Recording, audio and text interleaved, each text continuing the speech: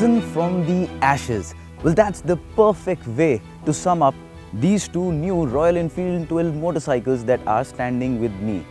Now, more so for the Interceptor, which is back after a long gap of decades, and the Continental, which was reborn in 2013 but is now available in a new form, that is a 650cc format. Now, there has been a lot of interest around both of these motorcycles, and it makes sense because for a long time enthusiast riders have been waiting for a parallel twin Royal Enfield, and finally both of these are now available at your nearest Royal Enfield showroom. Now, we are riding these motorcycles throughout the day today. I have already ridden the Continental GT, and next up is the Interceptor. Now, what are the pros and cons of this motorcycle? What could have been better? What are the features, and whether they make a good buy at its price or not? Well, that is something we'll tell you throughout the course of this video.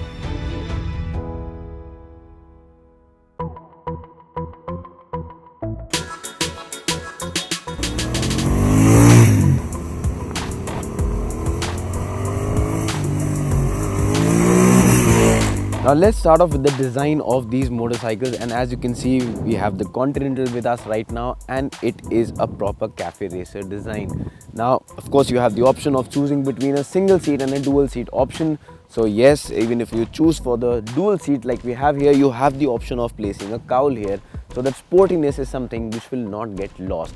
Now, between the Interceptor and the Continental, the key difference is, well, in terms of design, the fuel tank is different. Of course, there's a difference in terms of badging, and the foot peg placement is different.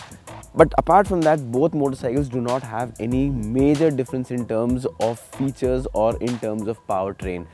Both are retro looking motorcycles, both look very good, and one of the best things on both of these motorcycles is the fact that Royal Enfield has not cut corners with build and finish quality. If you look at the paint, you look at the welding joints, you look at the wiring harness, everything has been done properly, a lot better than some of the more expensive motorcycles in a similar or a much larger displacement category.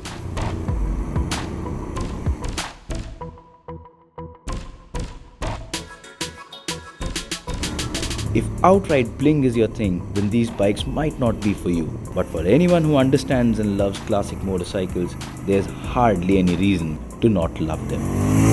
In terms of riding experience, both the motorcycles are quite different due to the change in riding position.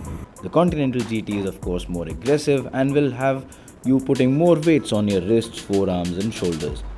We rode the bike for about 130 kilometers in the first half of the day, and about 3 hours into the ride, a break was always welcome due to the growing strain on my shoulder and back.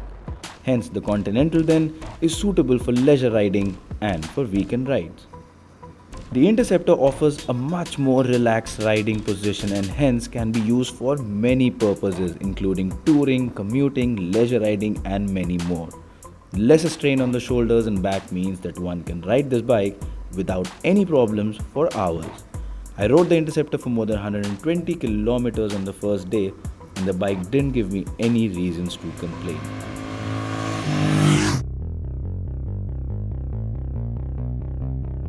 Now let's talk about the most important part of these motorcycles, which is the performance, and that is one of the main reasons why you will go ahead and buy this or the Continental GT. Now what you get here is a brand new parallel twin 650cc motor, which gives you an output of 47 horsepower and 51 Newton meters of torque. The more important thing though is how this power is laid down, and that happens very efficiently. 80% of the torque is available from as low as 2500 RPM, translating into lesser gear shifts in traffic. Now, on the face of it, these numbers aren't really exciting. You might say, yeah, okay, they're just ordinary numbers, but that is not really the reason to get less excited about the motorcycle, because when you ride it, you realize that the motor is so tractable, you can actually use all of that power, and that just makes both of these motorcycles so much more fun to ride. The other great thing about both of these motorcycles is the new gearbox. It's a 6-speed gearbox and it works flawlessly. Now, I've ridden this for 2 days. I've ridden this motorcycle. I've thrashed it hard for more than 300 kilometers, and not for once I've encountered a false neutral or any problem with the gearbox. It just shifts easily and it's quick. Being a parallel twin, there's no thump, but there's a lovely burbling sound. The Continental sounds a bit more sporty, although it has the same kit as the Interceptor. Now the reason for this is the difference in rider position, which is more forward and hence you're closer to the intake. One of the things that stood out for me was the lack of vibrations. Finally, here are Enfield motorcycles that can cruise effortlessly all day at 120 km an hour. And even at 140 km an hour, vibrations aren't intrusive. Once past 150 km an hour is where vibrations start knocking but aren't enough to bother the rider. Suspension setup and brakes are similar on both bikes, but the Continental feels a bit more agile due to its forward-leaning position and rear-set foot pegs. The 320mm single disc up front, a 240mm disc at the rear, along with ABS provide good stopping power. Initial bite from the front brake and feedback is decent, but the rear brake pedal could have had better feedback. Suspension setup is quite neutral, so taking corners at high speed isn't an issue, and one can manage almost similar cornering speed on both bikes. Straight line stability on both bikes is impressive, so one can easily manage doing cruising, cornering, regular riding, commuting, pretty much everything, and that's what makes these bikes so versatile.